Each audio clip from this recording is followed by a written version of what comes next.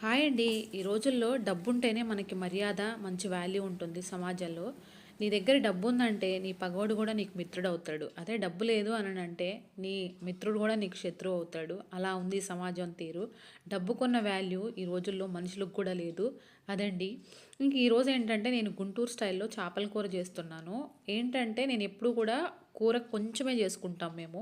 Fish curry ఏదైనా చేశాను అంటే అది ఖచ్చితంగా ఓన్లీ గ్రేవీ కొంచెం చేసుకొని మిగతా అంతా కూడా నేను ఫ్రై చేసేస్తాను. మా ఇంట్లో ఇంక అలానే తింటారనమాట.